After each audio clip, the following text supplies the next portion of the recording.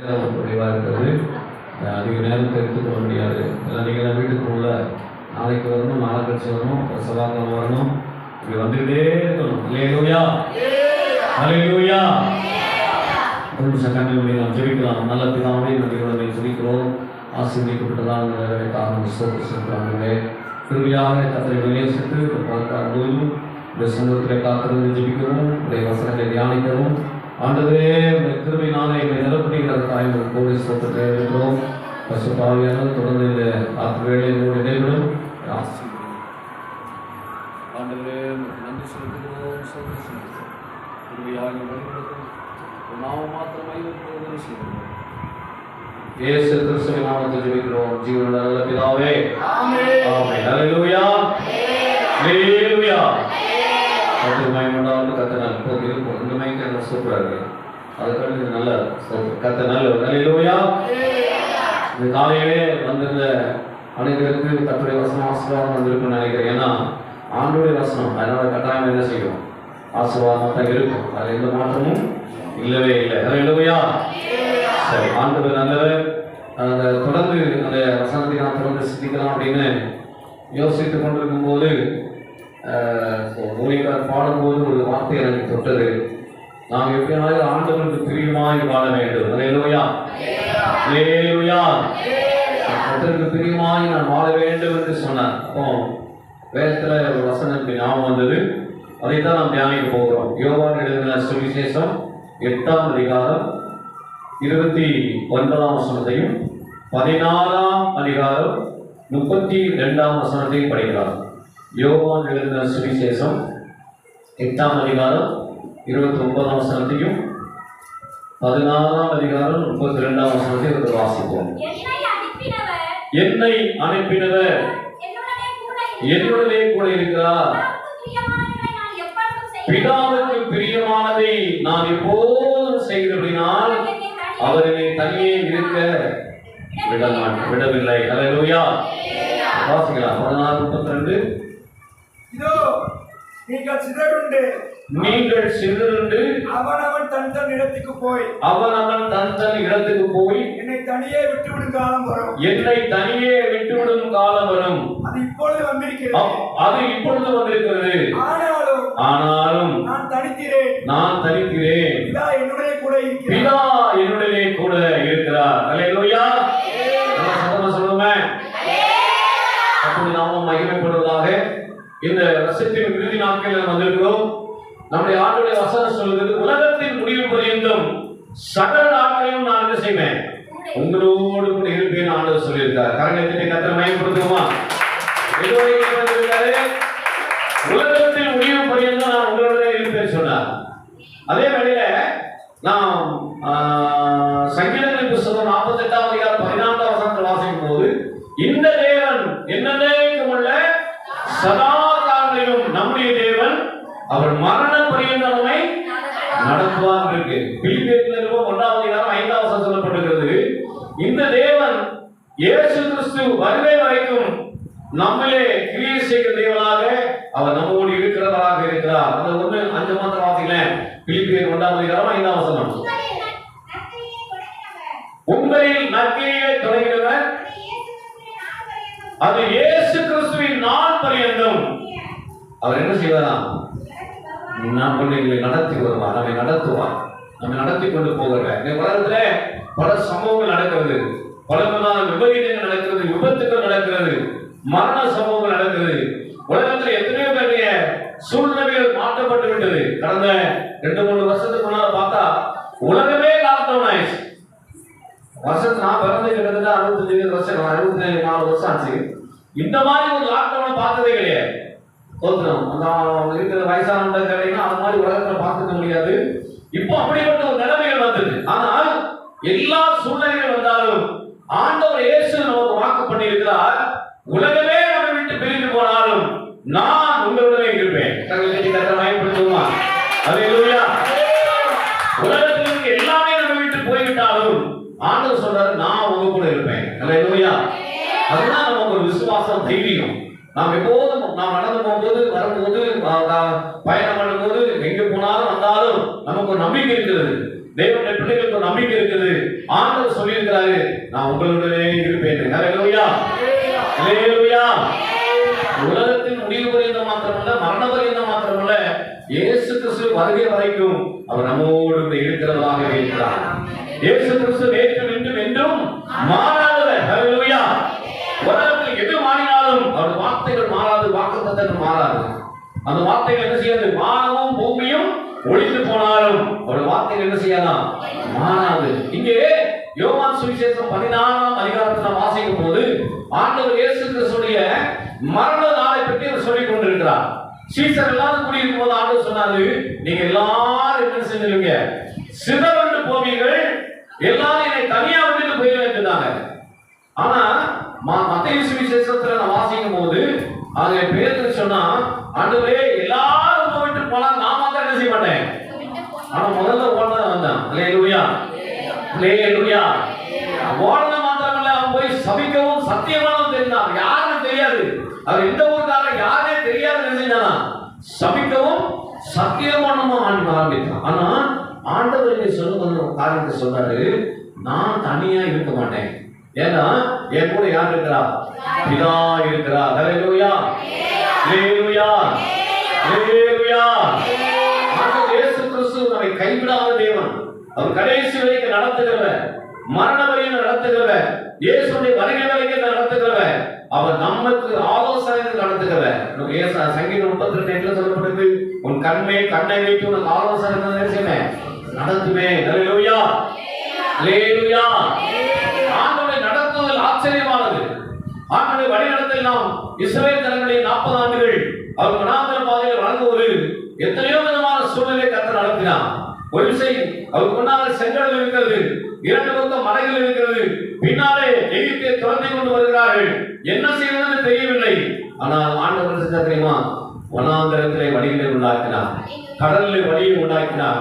அது எழுதிக்கிற அந்த வசனத்தை நீங்க படிச்சீங்கன்னா 2 புறமும் அக்கறை, அந்த 2 புறமும் தண்ணீர் என்ன செய்யலாம்? சுவர் போல நின்று விட்டது. ஹல்லேலூயா. 2 பக்கம் சுவர் போல தண்ணி நிக்குது. தோத்துறோம். என்னைக்காவது தோறமா தண்ணி பார்த்துக்குமா? ஒரு சொட்டு கீழே அப்படி பறந்துடும். ஆனா இப்போ கடல் என்ன செய்யுது? 2ஆக பிரிந்து இவங்களுக்கு பாதையை ஒதுக்கி கொடுக்குது. கைத்தட்டி கர்த்தரை மகிமைப்படுத்துமா? இந்த தேவன் எங்களுடைய சதா காலங்களிலும் நம்முடைய தேவன், அவர் நம்மை நடத்துவார். ஹல்லேலூயா. இயேசு கூட வருவார், எல்லாவித அற்புதம் செய்வார். இயேசு கூட வருவார், எல்லாவித அற்புதம் செய்வார். இயேசு கூட வருவார், எல்லாவித பேய்கள் நோய்கள் ஓட்டிடுவார், பேய்கள் நோய்கள் ஓட்டிடுவார். சமாதானம் சந்தோஷம் எனக்கு தருவார், சமாதானம் சந்தோஷம் எனக்கு தருவார். இயேசு கூட வருவார், எல்லாவித அற்புதம் செய்வார். இயேசு கூட வருவார், எல்லாவித. ஆமென், ஹல்லேலூயா. இயேசு எப்போ கூட வந்தாரு? யோசேப்புக்கு தேவன் தரிசனத்தை கொடுத்து விட்டார். சிறைச்சாலையிலே யோசேப்பு இருக்கிறான். வேதம் சொல்கிறது கர்த்தர் யோசேப்போடு இருந்தார். கைத்தட்டி கர்த்தரை மகிமைப்படுத்துமா? ஹல்லேலூயா, ஹல்லேலூயா, ஹல்லேலூயா.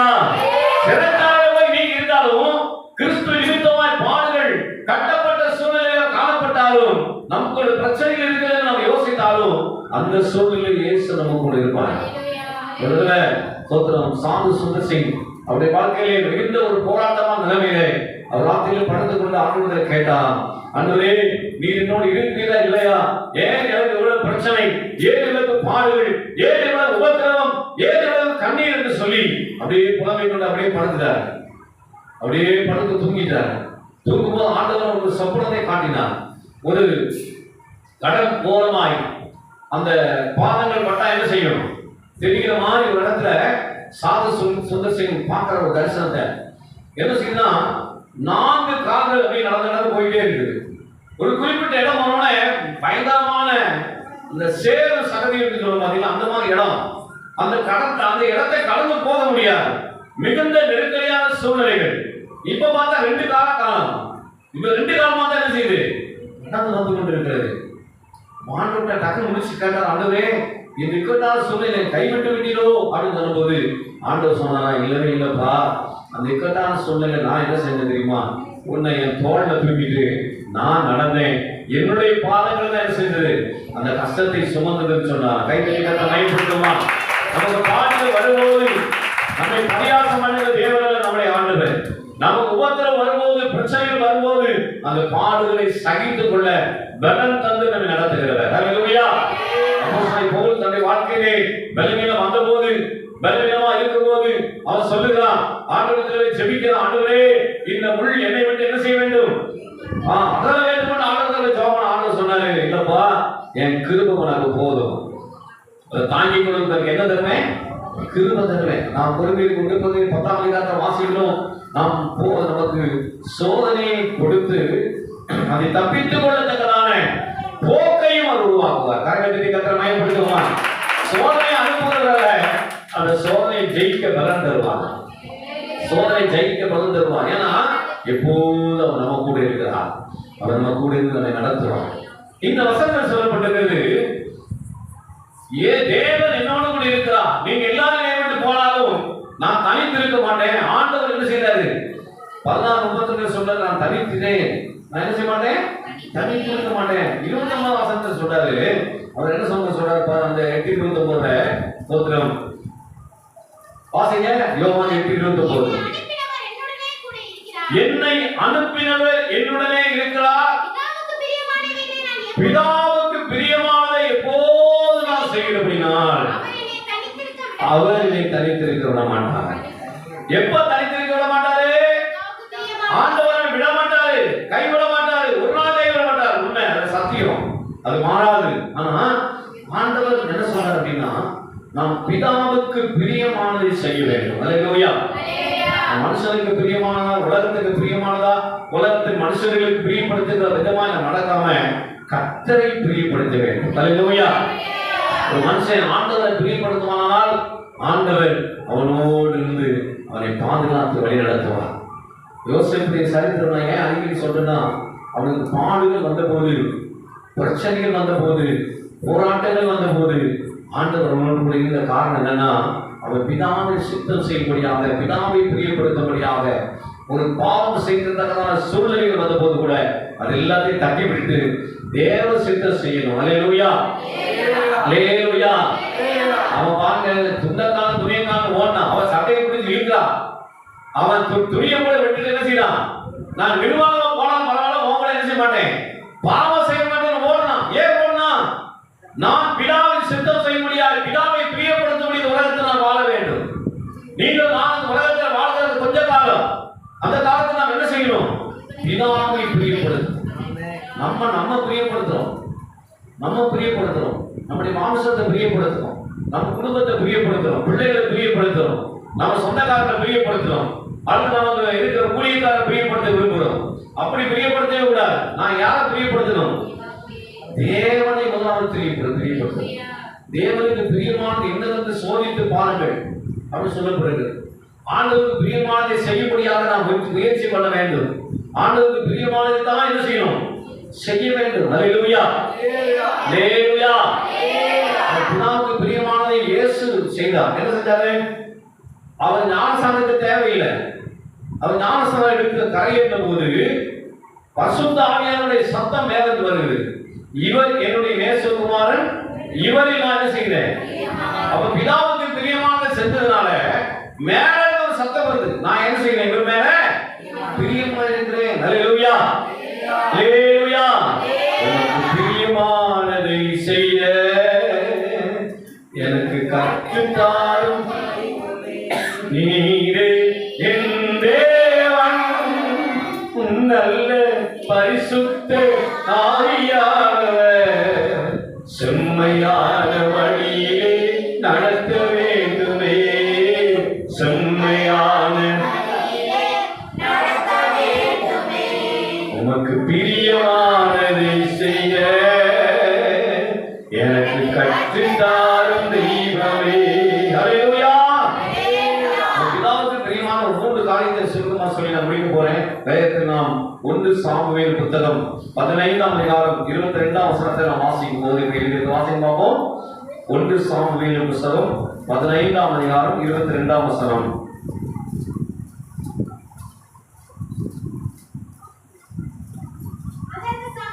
அதற்கு சாமுவேல் கர்த்தரின் சத்தத்துக்கு கீழ்ப்படிகிறதை பார்க்கிறோம் சர்வாங்க தகனங்களும் பலிகளும் கர்த்தருக்கு பிரியமாக இருக்குமோ? பலியை பார்க்கிறோம் கீழ்ப்படிகளும் ஆட்டு கடாக்களின் இனத்தை பார்க்கிறோம் செவி கொடுத்தலும் உத்தமம். அல்லேலூயா. கீழ்ப்படிதல் தேவனுக்கு பிரியமானது. என்ன செய்ய தேவனுக்கு பிரியம்? கீழ்ப்படிதல்.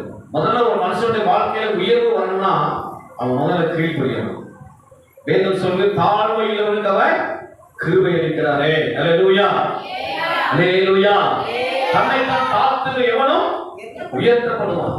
அப்ப ஆண்டவரே நம்மகிட்ட எதிர்பார்க்கணும்னா கேள்வி கேட்காம ஆண்டவர் கீழ்ப்படியணும். ஒரு வசனம் சொல்லுது அப்படின்னா அந்த வசனத்துக்கு என்ன செய்யணும்? இது இப்படி சொல்லி இருக்குது, இது அப்படி சொல்லி இருக்குது, இது அப்படி சரியான காரியம் அல்ல, இதுக்கு நான் கீழ்ப்படிய வேண்டிய தேவை இல்ல அப்படி சொல்லக்கூடாது. எந்த வசனம் நம்மகிட்ட பேசுதோ, எந்த வார்த்தை நம்மகிட்ட பேசுதோ அதுக்கு கேள்வி கேட்காம என்ன செய்யணும்? கீழ்ப்படியணும். அப்படி யார் கீழ்ப்படிஞ்சா தெரியுமா? ஆபிரகாம் தன்னுடைய வாழ்க்கையிலே ஆண்டவர் என்ன செஞ்சாரு? 100 வயசுல ஒரு பிள்ளையை தரார். ஒரு ஆண் குழந்தை ஈசாக்கை கொடுத்தார். ஏறக்குறைய 17 வயசு ஆகும்போது ஆண்டவருக்கு தரிசனமாகி 22ஆம் அதிகாரத்திலே அப்போ ஆதியாகமத்தில் சொல்றாரு, உன் நேசகுமாரனும் உன் ஏகசுதனும் உன் புத்திரனுமாகிய ஈசாக்கை நான் காண்பிக்கிற தேசத்துக்கு என்ன செய்யணும்?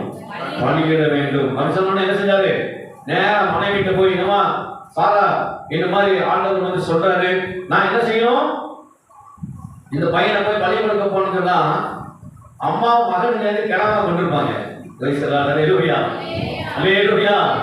அம்மா மாயிட்டு நினைச்சிருப்பாங்க, கடந்து நினைச்சு கொண்டுருவோம். நம்ம சொத்தெல்லாம் இந்த என்ன செய்யறாரு, நம்மளை கொண்டு என்னமோ பண்ண போறாருன்னு நினைச்சிருப்பாங்க, கொண்டிருப்பாங்க. இந்த இவர் என்ன செஞ்சாரு?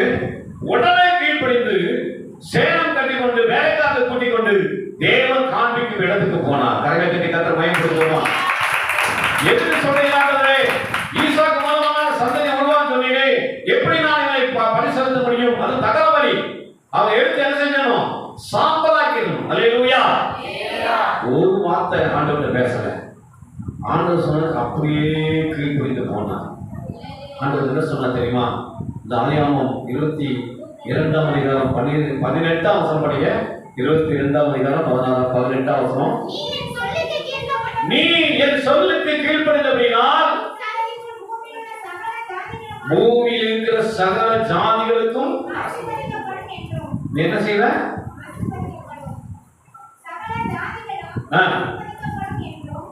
ஆண்டவர் வந்து இவருக்கு நல்ல வாக்குத்தத்தத்தை கொடுக்கிறார். நீ என் சொல்லுக்கு கீழ்ப்படிந்தபடியால். அல்லேலூயா. ஆண்டவர் உங்களை என்னையும் ஆசீர்வதிக்கணும் அப்படின்னா கர்த்தருடைய வசனத்துக்கு கீழ்ப்படியணும், கர்த்தருடைய சத்தத்துக்கு கீழ்ப்படியணும். கர்த்தருடைய சபைக்கு நம்முடைய ஊழியம் அப்படின்னு சொன்னா இப்ப கிணறு வைக்கணும். கிணத்துக்கு என்ன செய்யணும்? கைக்குடி சோறு இருக்கும். அது போலதான் சபைனா ஒரு கிணறு. அந்த கிணத்துக்கு எப்படி கைக்குடி சோறு இருக்கோ அது போல சபையில சில ஒழுங்கு இருக்கும். அந்த ஒழுங்குகளுக்கு நம்ம என்ன செய்யணும்? சில கேள்வி கேட்பாங்க, 9 மணிக்கு தான் சபைக்கு வரணுமா? ஏன் சாயங்காலம் 6 மணிக்கு வந்தானே? இல்லது வராம வீட்டுல இருந்தானே? வீட்டுல இருக்கிற அவனும் பிரச்சனை இல்லை. ஆண்டு வசனம் என்ன சொல்லுது? சபை கூடி வருவதை விட்டு வருவது போல நீங்க என்ன செய்யாதீங்க? விட்டு உடனே கீழ்ப்படி நான் வரும்போது நமக்கு ஒரு மேல்படி கிடைக்கும். அல்லேலூயா. அந்த சபையில ஒரு அம்மா பல வருஷமா வந்து சபைக்கு வந்துட்டே இருந்தாங்க. ஆனா ஞானசானத்துக்கு ஒப்பு கொடுக்க மாட்டாங்க. சிஎஸ்ஐ, அதனால ஞானசானத்துக்கு ஒப்பு கொடுக்கவே இல்லை. நான் ஒரு நாள் சொன்னேன், சிஸ்டர் இன்னைக்கு வந்து அப்ப நாம அந்த ஆரம்ப காலத்துல ஞானசாலிங்க கர்த்தரோட ஆசீர்வதிப்பார், நாளைக்கு நம்ம பாஸ்டர் மேல வந்து வர்றாங்க, ஞானசானம் கொடுக்கறதுக்கா வராங்க அப்படின்னு சொன்னேன். சனிக்கிழமை அவங்க ஞானசானம் எடுத்தாங்க. அவங்க பல ஆண்டுகளாக ஒரு டிபார்ட்மெண்ட்ல வேலை பார்த்துட்டு இருந்தாங்க. என்ன ஆகி போச்சுன்னா அவங்களுக்கு என்ன கிடைக்கல? ப்ரொமோஷன் கிடைக்கல, வேலையை பெர்மனன்ட் ஆகல. ஞானசானம் எடுத்தாங்க சனிக்கிழமை, திங்கக்கிழமை போல ஆர்டர் வருது, பெர்மனன்ட் ஆகிட்டாங்க. நமக்கு ஒரு மேற்படியை கொண்டு வரும். அப்ப நம்ம வாழ்க்கையில என்ன செய்யணும்? எப்ப கீழ்ப்படிகிறோம் அப்ப தேவனை ஆசீர்வதிப்பா. ஒரு தடவை ஸ்வாட் ஸ்கூல்ல ஒரு கான்ஃபரன்ஸ் கான்ஃபரன்ஸ் நடந்துச்சு, சிபிஎம் அந்த மிஷனரி கான்ஃபரன்ஸ் நடந்துச்சு. அந்த கான்ஃபரன்ஸ் நடக்கும்போது அந்த பிரசங்கம் பண்ணும்போது என்னுடைய உள்ளத்துல என் பாக்கெட்ல எல்லா காசையும் எடுத்து காணி போட்டேன். திரும்ப நான் வீட்டுக்கு போனோம். அப்போ தான் ரொம்ப காலத்தை நான் சொல்றது கிட்டத்தட்ட ஒரு 20 வருஷத்துக்கு முன்னாடி நினைக்கிறேன். அப்போ எனக்கு காசு கொடுத்து யாரும் கிடையாது, எனக்கு பஸ்ஸுக்கு கூட காசு இல்லை. அந்த சத்தத்தை கேட்டவுடனே என் பாக்கெட் இருந்த பணத்தை எவ்வளவு கொஞ்சம் 100 200 எனக்கு தெரியல. அதை எப்படி அந்த காலிக்கட்டில் போட்டுட்டேன், அந்த மிஷினரி தாக்கத்துல போட்டுட்டேன். போட்டுட்டு அது முடிஞ்சு அதுக்கப்புறம் தான் யோசிக்கிறேன், ஐயோ நம்ம வீட்டுக்கு போகணுமே, பணம் இல்லையே, காசு இல்லையே, எப்படி நான்காலேருந்து சாலைக்கு நம்ம பஸ்ஸில் போகணும். அப்போலாம் வண்டியெல்லாம் கிடையாது, பஸ்ஸில் தான் போகணும், என்ன செய்யறது அப்படின்னு சொல்லிட்டு நான் கூட்டம் முடிந்து அந்த மத்தியான சாப்பாட்டுக்கு செக்ஷன் போகிறோம். சாப்பிட போகும்போது நான் போகும்போது ஒருத்தர் கூப்பிட்டாங்க, பாஸ்டர் உங்களை பார்க்க நினைச்சிட்டே இருந்தேன், நல்ல வேலை இந்த கூட்டத்தில் வணங்கி சொல்லிட்டு எனக்கு 500 ரூபா காணி கொடுத்தார். அப்போ நான் 25 வருஷம் முன்னாடி நான் எவ்வளோ போட்டேன் எனக்கு தெரியல, அதை நான் உண்மையை சொல்றேன். எனக்கு பஸ்ஸு கூட காசு இல்லை. ஆனா நான் சத்தத்தை கீழ்ப்படிந்த உடனே என்ன செய்யுது, ஆண்டவர் நமக்கு ஒரு மேல்படியை தருகிறார். ஹல்லேலூயா, ஹல்லேலூயா. பலியை பார்க்கிறோம், கீழ்ப்படிதல் கர்த்தருக்கு பிரியம். பலி செலுத்துவதை பார்க்கிறோம், நம்முடைய துதி சோத்திர பலிகள் எல்லாவற்றையும் காரணம் தேவனுக்கு பிரியம் என்ன தெரியுமா, முதலாவது கீழ்ப்படியும். ஹல்லேலூயா. ஆண்டவர் இயேசு கிறிஸ்து பிதாவின் வலது பாசத்தில் இருக்க வேண்டியது, அது எல்லாத்தையும் விட்டு சிலுவையின் மரண பரியந்தம் தன்னை தாழ்த்தி கீழ்ப்படித்தார். ஹல்லேலூயா. தாழ்த்தினார். நான் பிலிப்பியர் 2வது அதிகாரத்தில் வாசிக்கிறோம், அவர் தன்னை மரண பரியந்தம் செய்தார், தாழ்த்தி கீழ்ப்படிந்து ஒப்பு கொடுத்தார் சிலுவைக்கு. இவர் திராசு அந்த காலத்தில் 2 படிக்கிறது, இப்பெல்லாம் எலக்ட்ரானிக் திராசு. இந்த பக்கத்தில் வெயிட் வைக்க இந்த பக்கம் என்ன செய்யும், மேல ஏறது போல. அந்த வசனம் சொல்லுது, இயேசு கிறிஸ்து தன்னை தாழ்த்தினதுனால வானோர் பூதலத்தோர் பூமியின் கீழானோர் யாவரை மனந்தால் வணங்கத்தக்கதாக இயேசு கிறிஸ்துவின் நாமம் உயர்த்தப்பட்டது. கரங்களை தட்டி கர்த்தரை மகிமைப்படுத்துவோம். ஹல்லேலூயா. பிதாவுக்கு பிரியமாய் கீழ்ப்படிந்ததுனால எல்லாரையும் மனந்தால் வணங்கத்தக்கதாக இயேசுவின் நாமம் என்ன செய்யப்பட்டது. நம்ம பேரு புகழ் நமக்கு ஆசீர்வாதம் நன்மை எல்லாம் வரணும்னா முதல் என்ன செய்யணும், கீழ்ப்படிய வேண்டும். கீழ்ப்படியும் போது கர்த்தர் நமக்கு ஒரு மேல்படியை தருவார். ஹல்லேலூயா, ஹல்லேலூயா. சரி, 2வது நாம் ஒரு காரியத்தை நாம் வாசிக்கலாம். நீதிமொழியின் புத்தகம் 12ஆம் அதிகாரம் 22ஆம் வசனத்தை படிக்கலாம். நீதிமொழியின் புத்தகம் 12ஆம் அதிகாரம் 22ஆம் வசனம். பொய் உதடுகள் கர்த்தருக்கு அருவருப்பானவைகள், உண்மையாய் நடக்கிறவர்களோ அவருக்கு பிரியம். உண்மையாய் நடக்கிறவர்களோ அவருக்கு பிரியம். வேதம் சொல்லுது, உண்மையுள்ள மனுஷன் பரிபூர்ண ஆசீர்வாதத்தை பெறலாம். கொஞ்சத்தில் உண்மையா இருந்தா அநேகத்தில் ஆசீர்வாதம் வைப்பார். 23ஆம் சங்கீதம் 14ஆம் வசனத்தில் பொய் நாவு அடைக்கப்படும், பொய் நாவை கர்த்தர் அருவருக்கிறார். ஆண்டவர் சொல்லுங்க, நீ கொஞ்சத்துல உண்மையா இருந்த, உண்மையில பார்த்து வெல்டன், உண்மையும் உத்தமமுள்ள ஊழியக்காரனே, நீ இந்த சந்தோஷத்துக்கு என்ன செய், பிரவேசி. ஹல்லேலூயா, ஹல்லேலூயா. உண்மை என்று சொல்லுவது நம் நடக்கையில காட்ட வேண்டும், நம்முடைய கிரியைகளை காட்ட வேண்டும். நாம் உண்மையில மனுஷனாக பிரஜாதிகள் மத்தியிலே நாம் வாழும்போது, நம்முடைய குடியிருக்கிற இடத்துல, வீட்டில், நாம் எல்லா இடங்களிலும் ஆண்டவர் சமூகத்தில் நாம் என்ன செய்யணும், உண்மையுள்ளவர்களாய் வாழணும். ஹல்லேலூயா. உண்மையுள்ள நடக்கை தேவனுக்கு பிரியம். உண்மையுள்ள மனுஷன் அவன் பரிபூர்ண ஆசீர்வாதத்தை பெறுவான். அதாவது கீழ்ப்படிதல். 2வது ஆண்டவர் மட்டும் எதிர்பார்க்க என்ன தெரியுமா, உண்மையா இருக்கணும். எல்லா விஷயத்திலும், பண விஷயத்துல உண்மையா இருக்கணும், பேசுறது உண்மையா இருக்கணும், கிரியில் உண்மையா இருக்கணும், சொல்றது ஒன்றா இருக்கும். முன்னாள் பார்த்தீங்கன்னா அந்த பரம்பரை 5 முக ரோடு தெரியுமா உங்களுக்கு? இந்த 5 முக ரோட்ல ஒரு பையன் இப்படி போன பேசிட்டே போறான். அவன் போகும்போது எப்பா எங்க இருக்க அப்படின்னு இந்த கடைக்காரன் விசாரிக்கிறார். அவன் நடந்து போது இவர் பார்த்துட்டார். இவர் அந்த 5 முக ரோடு ராஜா பேக் விஷயம் அது பேரு. அவர் போன்ல கேட்டுட்டு இருக்கா, தம்பி எங்க இருக்க, நல்லா இருக்கியா, என்ன சுகமா இருக்கியா? அவன் சொல்றான், நான் ஆரப்பாளையம் பஸ் ஸ்டாண்ட்ல போய் நடந்து போயிட்டு இருக்கேன்னு சொல்றான். எந்த பஸ் ஸ்டாண்ட்ல? இவன் 5 முக ரோட்ல ஏன் பக்கம் நடந்துட்டு இருக்கான். இவர் சொன்னாரு, இதான் ஆரப்பாளையம் ரோடா, திரும்பி வா அப்படின்னு. இதுதான் அவனுக்கு. அப்ப அவன் போகும்போது என்ன சொல்லிட்டு இருக்கான், இன்னைக்கு நம்ம போன்ல அப்படிதான் சொல்றோம், இப்ப புறப்பட்டோம். எங்க புறப்பட்டோம்? வீட்டுல குளிச்சுக்க மாட்டோம், தலையை கட்டிக்க மாட்டோம், சேலையை கட்டிக்க மாட்டோம், என்ன செஞ்சிருவோம், மாஸ்டர் இந்த வந்துட்டு மாஸ்டர் வந்துகிட்டே இருக்கு மாஸ்டர் வண்டியை ஸ்டார்ட் பண்ண மாஸ்டர் அப்படின்னு சொன்னா அது என்னது உண்மையான நடக்கை அல்ல. அல்லேலூயா அல்லேலூயா. நம்ம நடக்கையில உண்மை வேணும். நம்ம நடக்கிறதுல என்ன செய்யணும்? உண்மை. நம்முடைய ஜீவியத்துல உண்மையை கர்த்தர் எதிர்பார்க்கிறார். உண்மையா நம்ம நடக்கிறோமா? பண விஷயத்துல உண்மையா இருக்கிறோமா? பேசுறதுல உண்மையா இருக்கிறோமா? ஆண்டோடைய காரியங்கள் உண்மையா இருக்கிறோமா? உண்மையா ஜெபிக்கிறோமா? உண்மையான ஊழியம் செய்கிறோமா? உண்மையா ஆராதிக்கிறோமா? ஆண்டு சமூகத்தை தம்மை தொழுகிறவர்கள் ஆவியோடும் உண்மையோடு தொழுகிறோமா? ஆராதனை அப்படின்னு நினைக்கும் போது சொல்லுவோம், ஐயோ பால் அடுப்பு வச்சிருந்தோமே, ஸ்டவ் ஆஃப் பண்ணோமா? அப்ப நம்ம என்ன செய்யல? பால் பணம் போகட்டும், நான் உண்மையை ஆராய்ச்சா பால் போறது கூட கத்தர் ஆஃப் பண்ணி வைப்பார். கரெக்டாக கத்தர் மையம் கொடுத்தோமா? அல்லேலூயா அல்லேலூயா. ஆண்டவர் நம்ம உண்மையை கத்தர் எதிர்பார்க்க. நம்முடைய நடக்கையில, நம்முடைய கிரியையில, நம்ம ஆராதனையில தேவன் என்ன செய்யணும்? நம்முடைய உண்மையை பார்க்க வேண்டும். அல்லேலூயா.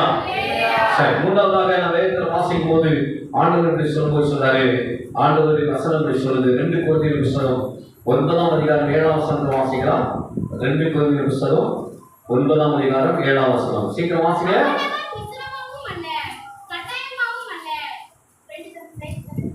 2 கொரிந்தியர் 9:7. அவனவன் விசனமாயும் அல்ல கட்டாயமாயும் அல்ல, தன் மனதில் நியமித்தபடியே கொடுக்கிறவன் உற்சாகமாய் கொடுக்கிறதில் தேவன் பிரியமாயிருக்கிறார். கரெக்டாக கர்த்தர் மகிமைப்படுத்துமா? நீங்க கொடுக்கிறது வந்து தேவனுக்கு என்று கொடுக்குறீங்க. ஒரு காணிக்கை கொடுக்குறீங்க, ஒரு பொருளை கொடுக்குறீங்க, ஒரு பணத்தை கொடுக்குறீங்க, ஆண்டவருக்கு துதி பலியை செலுத்துறீங்க, ஆண்டவர் ஆராதிக்கிறீங்க. எல்லாமே எது? அது தேவனுக்கு பலியாக காணிக்கையாக ஒப்பு கொடுக்கப்படுகிறது. நாம் ஆராதனை பண்றதும் ஒரு பலிதான், அது ஒரு காணிக்கை தான். நாம் ரோமர் 12 வாசித்தது போல நம்மை தாமே என்ன செய்யணும்? அப்படியே அர்ப்பணித்து ஆராதிக்கிறது ஒரு பலிதான். அந்த பலியை தேவனுக்கு எப்படி செய்யணும்? உற்சாகமா செய்யணும். எப்படி செய்யணும்? உற்சாகமாய் செய்கிறதுல கர்த்தர் என்ன செய்றாரு? ஏனோ தானோ கொடுப்போம். நேற்று ஒரு ஊழியக்காரனால பேசிட்டு இருக்கோம், அம்மா அப்படி பேசிட்டு இருந்தோம். அந்த அம்மா பாத்தீங்கன்னா பயங்கர உழைப்பாளி. இப்ப எப்படி அவர் 75 வயசுக்கு மேல இருக்கும். ஆனா ஏகப்பட்ட நிலங்கள் இருக்கு. ஒரு பையன் தான், 2 பொம்பளை பிள்ளை கல்யாணம் பண்ணி பேர வைத்தியில இருந்தாங்க, சம்பந்தம் பண்ணி பேர வைத்தியில இருந்தாங்க. அவங்களும் அவ்வளவு அந்த அம்மா இப்பவும் கடினமா உழைப்பாங்க. ஆனா பிள்ளைகளுக்கு நகையை சேர்த்து கொடுப்பாங்க, பேர பிள்ளைகளுக்கு நகையை சேர்த்து வாங்கி கொடுப்பாங்க. ஆனா ஊழியருக்கு கொடுக்கறது எப்படி கொடுக்குவான்னு பார்த்தா இருக்கிறதுலேயே பழைய நோட்டு. அந்த 100 ரூபாய் பார்த்தா அது கீபோர்டு அடிச்ச மாதிரி தெரியும். ஓத்துறோம் அவ்வளவு கஷ்டமா நோட்டை ஐயா கத்தர் சோதனை அது கொடுங்க கொடுப்பார். இப்போ நம்ம எப்படி சந்தோஷமா இருக்கு, நமக்கே அதுல பிரியம் இல்லை வாங்குறதுக்கு அப்படின்னா ஆண்டவர் நேரம் என்று பார்ப்பார் பாருங்களேன். நான் ஆண்டவருக்கு முன்னால சொல்றேன், நான் வந்து எங்க ஸ்தாபனத்துக்கு தசமமா கொடுப்பேன். கொடுக்கும்போது எனக்கு இருக்கிறது பெஸ்ட் நோட்டு, எது நல்ல ரூபா, கொஞ்சம் அழுக்கா இருந்தா கூட அதில் எடுத்து வச்சுட்டு எதுக்கு புது நோட்டா எடுத்து அந்த கவர்ல எப்பவும் காணிக்க வந்த உடனே சேர்த்து தனியாக ஒரு கவர்ல போட்டு வச்சிருவேன். ஓத்துறோம் அப்படி நம்முடைய உண்மையை, நம்முடைய உற்சாகத்தை, நம்முடைய மன விருப்பத்தை கர்த்தர் பார்க்கிறார். அல்லேலூயா அல்லேலூயா. நம்ம எந்த அளவு தான் அளக்குறோமோ அந்த அளவு தான் கர்த்தர் நமக்கு என்ன செய்வாரு? நம்ம உள்ளத்துல ஒண்ணு வச்சுக்கிட்டு நமக்கு இது வேணும், நம்ம இதை சேர்த்து வச்சுக்கணும், நம்ம இதை கொடுத்தோம்னா நம்ம எப்படி என்ன செய்வோம்? நம்ம இதெல்லாம் சேர்த்து வச்சா தான் நம்ம எதிர்காலம் என்ன செய்யும்? ஆண்டோடைய இருக்கிறது நான் சொல்றேன், எனக்கு தான் உங்களுக்கு இருக்கிறதுதான் கண்ணு பிள்ளைகள் கூட பெரிய குடும்பம் தான். ஆனா எனக்கு சேமிப்பு கிடையாது, கடன் கிடையாது. கடன் கர்த்தர் மயப்படுத்துவோமா? அண்ணனுக்கு என்ன தேவையோ அந்த கர்த்தர் நினைச்சுவாரு. அவர் தருவதை பாலாம் இல்லவன். எனக்கு என்ன தேவை அதை கர்த்தர் தருவார். எவ்வளவு தேவை அது கணக்கே கிடையாது. இந்த மாசம் எவ்வளவு வர வந்து தெரியாது, அடுத்த மாசம் எவ்வளவு செலவு பண்ணாதோ தெரியாது. ஆனா எல்லா தேவைகளையும் என்ன செய்வாரு? என் தேவன் தம்முடைய மகிமையுள்ள ஐஸ்வர்யத்தின்படி குறைவெல்லாம் என்ன செய்வாரு? நிறைவாக்குவார். ஹல்லேலூயா. நம்ம எந்த அளவுனால அமைக்கி குலுக்கி சரிந்து போகிற அளவுக்கு நம்ம கொடுத்தோம்னா ஆண்டவர் அமைக்கி குலுக்கி சரிந்து போகிற அளவுக்கு நம்ம தருவார். நம்ம அப்படி எண்ணி கணக்கு பார்த்து ரொம்ப எல்லாம் யோசிச்சு செஞ்சோம்னா அதே மாதிரி யோசிச்சு கர்த்தர் செய்வார். ஹல்லேலூயா ஹல்லேலூயா ஹல்லேலூயா. தேவனுடைய பிள்ளைகளே, நம்ம வாழ்க்கையிலே நம்ம கர்த்தருக்கு கொடுக்கிறது உற்சாகமா கொடுக்கணும். எதை கொடுத்தாலும் சரி. நம்ம ஃபாதர் பெருமாள் பாடும்போது சொன்னாரு, உடலுக்கோடு உள்ளத்துக்கோடு உற்சாகமா, உன்னக்கோடு ஒப்புக்கோடு சந்தோஷமா. உடலுக்கோடு உள்ளத்துக்கோடு உற்சாகமா, உன்னக்கோடு ஒப்புக்கோடு சந்தோஷமா. ஹல்லேலூயா. உடனே கொடுக்கணுமா, உள்ளத்தை கொடுக்கணுமா? ஆண்டவருக்கு எப்படி கொடுக்கணுமா? உற்சாகம்னா சந்தோஷம், சந்தோஷம் மனமகிழ்ச்சினாலே சந்தோஷமா கொடுக்கணும். எங்களுக்கு என்னன்னா அனைவருக்கு கொடுக்கறத சந்தோஷம். ஒரு ட்ரெஸ் வாங்கி கொடுக்க சந்தோஷம், சாப்பாடு கொடுத்தா சந்தோஷம், அவங்க வந்த ஒரு விருந்தாளி நல்லா கவனிச்சா சந்தோஷம். ஹல்லேலூயா. எப்படின்னா நாங்கள் ஊழியத்துக்கு வந்த புதுசுலேயே எங்களுக்கு ரொம்ப கஷ்டம். நான் என் காலையில் சொன்னேன் பார்த்தீங்களா, ஒரு நாள் 1/2 கிலோ மீன் வாங்கிட்டா எனக்கு ஜெபம் பண்ணணும். அந்த இன்னைக்கு ஏதாவது ஒரு ஊழியக்கார எங்கள் வீட்டுக்கு வரணும், அவங்க வந்து என்ன செய்யணும், சாப்பிட்டு போகணும். ஹல்லேலூயா. ஏதாவது விசுவாசி எங்கேயாவது வந்து சாப்பிட்டு போகணும். ஆண்டவரே, நாங்கள் 2 பேர் தானே, 1/2 கிலோ மீன் நாங்கள் சாப்பிட முடியாது. யாரும் வந்தாங்கன்னா என்ன செய்யணும், எங்களோடு சாப்பிட்டு போவாங்களே அப்படின்னு எத்தனை நாள் ஜெபம் பண்ணியிருக்கோம். ஆண்டவர் நிச்சயமா என்னுடைய ஜெபத்தை, வாஞ்சை, விருப்பத்தை நிறைவேற்றுகிறவர். நம்ம கர்த்தருக்கு எந்த அளவுக்கு உற்சாகம் கொடுக்கிறோமோ அந்த அளவுக்கு தேவன் நமக்கு தருவார். ஹல்லேலூயா. குறைவில்லாம நம்மை ஆசீர்வதிப்பார். கொடுக்கிறதா எப்படி இருக்கும்? எப்பவுமே கொடுக்கறது எப்படி இருக்கும்? கொடுக்கறதே இப்படி இருக்கும், இப்படிதான் கொடுப்பாங்க. அப்ப நம்ம கையை என்ன செய்வாரு? உன்னை கீழாக்காமல் மேலாக்குவேன். உன்னை மேலாக்கணும், நீ என்ன செய்யணும்? கொடுத்துக்கிட்டே இருக்கணும். 10 ரூபா வரும்போது 1 ரூபாய் ஈஸியா கொடுத்துருவோம். 100 ரூபா வரும்போது 10 ரூபா கொடுத்துருவோம். 1000 ரூபா வரும்போது 100 ரூபா கொடுத்துடலாம். 10,000 வந்தா 1000 எப்படி கொடுக்கறது? 1 லட்சம் வந்தா 10,000 எப்படி கொடுக்கறது? 1 கோடி வந்தா 10 லட்சம் எப்படி கொடுக்கறது? அவ்வளவுதான், மயக்கம் வந்து. கர்த்தருக்கு நான் மனப்பூர்வமாய் உற்சாகமாய் கொடுத்தோம்னா அதுக்கு கர்த்தர் பிரியப்படுவார். ஆண்டவர் பிரியப்பட்டா நம்ம தனியை எடுத்து விட மாட்டார். ஆண்டவர் மேல் பிரியப்பட்டா நான் எங்க போனா நம்ம கூட வருவார். நம்ம போகிற வருகிற எல்லா இடங்களும் கர்த்தர் நம்மை ஆசீர்வதிப்பார். கீழ்ப்படிதல் அவருக்கு பிரியம். சோதரம் உண்மையுள்ள மனுஷன் அவருக்கு பிரியம். ஹல்லேலூயா. ஹல்லேலூயா. ஆண்டவர் கொடுக்கிறதுல கர்த்தர் பிரியமா இருக்கிறார். கடைசியா ஒரே ஒரு வசனத்தை சொல்லி நான் முடிக்க போறேன். நாம் வாசிக்கலாம். சங்கீதங்களின் புஸ்தகம் 69ஆம் அதிகாரம் 30ஆம் வசனத்தை படிப்போம். சங்கீதங்களின் புஸ்தகம். தேவனுடைய நாமத்தை பாடினால் துதித்து அவரை ஸ்தோத்திரத்தினால் மகிமைப்படுத்துவேன். கொம்பும் வீதிக்குளமான காலையில் எது கர்த்தருக்கு பிரியம்? காலை எருதை பார்க்கிறோம். எதுவே கர்த்தரை துதிப்பது அவருக்கு பிரியம். கர்த்தரை மகிமைப்படுமா? தேவன் நன்மை வந்து செய்வார், தம்மை என்றும் மனதிற்காக தந்தார். தேவன் நன்மை வந்து செய்தார், தம்மை என்றும் மனதிற்காக தந்தார். அற்புதங்கள் செய்யும் சர்வவல்ல தேவன் அழைக்கலும் கொடுத்திடுவார். அற்புதங்கள் செய்யும் சர்வவல்ல தேவன் அழைக்கலும் கொடுத்திடுவார்.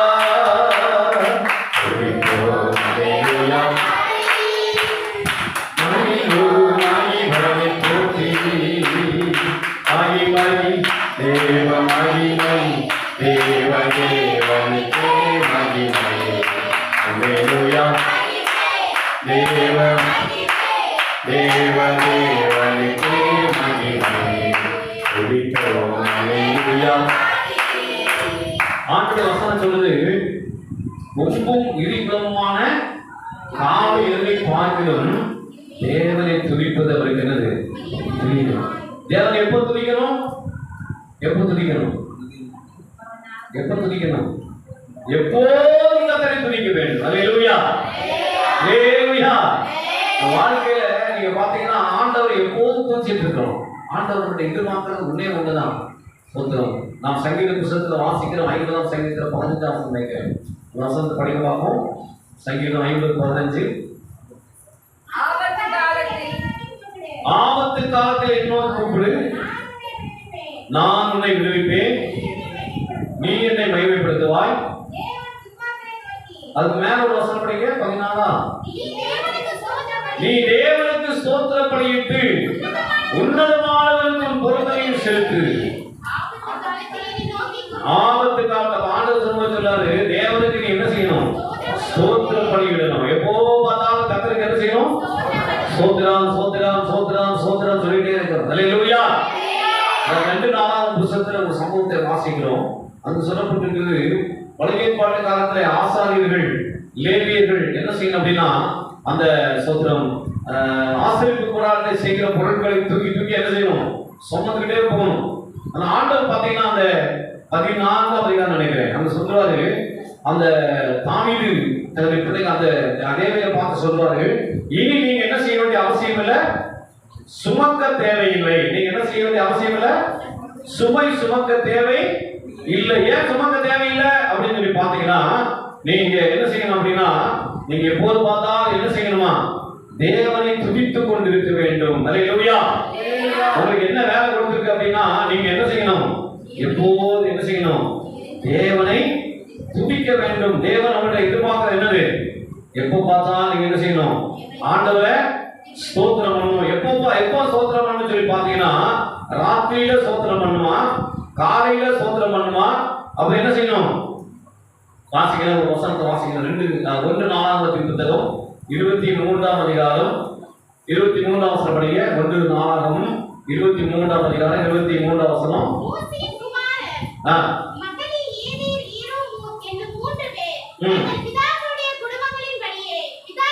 1 நாளாகமம் 23 சரி 26 படிங்க. 23 26. இனி லேவியர்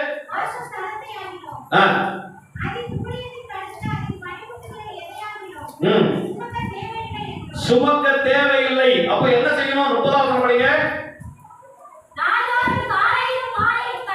காலையிலும் மாலையிலும் கர்த்தரை போற்றி துதித்து, பண்டிகை நாட்களிலும் அமாவாசைகளிலும் கர்த்தருக்கு தன் சர்வாந்த தகன பலி செலுத்தி, சகல வேளைகளிலும்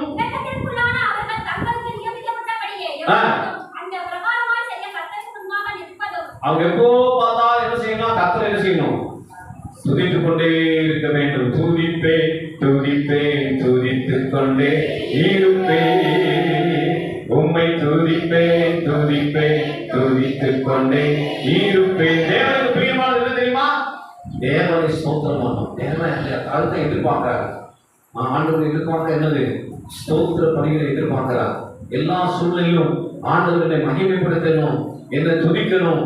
ஆண்டவர் பார்க்க நான் யோபின் புத்தகத்தை வாசிக்கும் போது 1ஆம் அதிகாரம் 21ஆம் வசனம் சொல்லப்பட்டிருக்கிறது, என் தாயின் கருவிலிருந்து வரும்போது நான் நிர்வாணியா வந்தேன், என் திரும்ப போகும்போது எங்கே போறேன்? நிர்வாணியாய் போக போகிறேன். கர்த்தர் கொடுத்தால், கர்த்தர் எடுத்துக்கொண்டால், கர்த்தரின் நாமத்துக்கு ஸ்தோத்திரம். அல்லேலூயா. 6 மாசத்து போச்சு, ஒட்டகங்கள் போச்சு, கழுதை போச்சு, பிள்ளைகள் போச்சு, சுகம் போச்சு, மனைவி எதிராக மாறிட்டா. அப்பதான் சொல்றான், கர்த்தர் கொடுத்தார், கர்த்தர் எடுத்துக் கொண்டார். பூமியை நிலைமை யாருங்க? அப்ப எல்லாமே கர்த்தர் கொடுத்தது தானே. கர்த்தர் நேரமாக எடுத்துக்குவார். அவருக்கு என்ன தேவையோ எடுத்துக்குவார். அவர் எடுத்துக்கிட்டா எல்லாத்துக்காக என்ன செய்யணும்? எல்லாத்தையும் மனதால் போடுவோமா? எல்லாம் கர்த்தரை நோக்கி பார்க்கலாம். கர்த்தர் நல்லவர். அல்லேலூயா. எல்லா நாளும் முகத்தை நோக்கி பார்த்து ஜெபம் பண்ணுவோம். சீக்கிரமா வேகமா இருந்தா மனதால் போடுங்க, ஜெபம் பண்ணுவோம். அல்லேலூயா. உமக்கு பிரியமானதை செய்ய எனக்கு கற்பித்தாரும் தெய்வமே, உமக்கு பிரியமானதை செய்ய எனக்கு நீரே என் தேவன், உம் நல்ல பரிசுத்த ஆவியானவர் செம்மையான வழியிலே நடத்த வேண்டுமே, செம்மையான உமக்கு பிரியமானதை செய்ய எனக்கு கற்பித்தாரும் தெய்வமே. உண்மையாய் 24 ஆண்டவர் பார்த்து சொல்லுங்க, ஆண்டவரே உமக்கு பிரியமானதை நான் செஞ்சேன்னா என்னை கைவிடவே மாட்டேன். உமக்கு பிரியமானதை செஞ்சேன்னா எப்போது என்னோடு கூட இருப்பீர். ஆண்டவரே நீர் என்னை தனியே இருக்க விட மாட்டேன். ஆண்டவரே நீர் என்னோடு கூட இருப்பீர், என்னோடு கூட நடப்பீர், என்னோடு கூட பேசுவீர், என்னை ஆசீர்வதிப்பீர், மரண வரையில் முடிவு வரையிலே நடத்துவீர். அதற்காக ஸ்தோத்திரம். எல்லா ஹalleluya ஹalleluya ஆண்டவரே உமக்கு ஸ்தோத்திரம். நான் உங்களுக்கு பிரியமான கீழ்ப்படிதலுள்ள பிள்ளையாய் மாறணும், உண்மையுள்ள பிள்ளையாய் மாறணும், உமக்கு உற்சாகமாய் கொடுக்கிற பிள்ளையா மாறணும். அது மாத்திரம் அல்ல, எல்லா சூழ்நிலையிலும் உண்மை துதிக்கிற பிள்ளையா மாறணும். முறுமுறுக்க கூடாது ஆண்டவரே, தர்க்கம் பண்ணக்கூடாது ஆண்டவரே. எல்லாவற்றுக்காக ஸ்தோத்திரம் பண்ண இருக்கிறதா? எல்லா கர்த்தரையும் ஸ்தோத்திரம் பண்ணுவோமா? எல்லா கர்த்தரையும் ஸ்தோத்திரம் பண்ணுவோம். எல்லா கர்த்தரையும் ஸ்தோத்திரம் பண்ணுவோமா? ஹalleluya நன்றி ஆண்டவரே.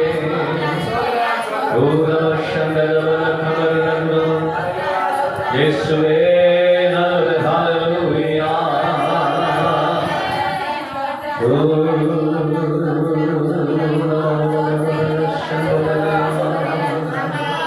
உணவு தந்தி நன்றி ஐயா, உடையும் தந்தி நன்றி ஐயா, உணவு தந்தி நன்றி ஐயா, உடையும் தந்தி நன்றி ஐயா.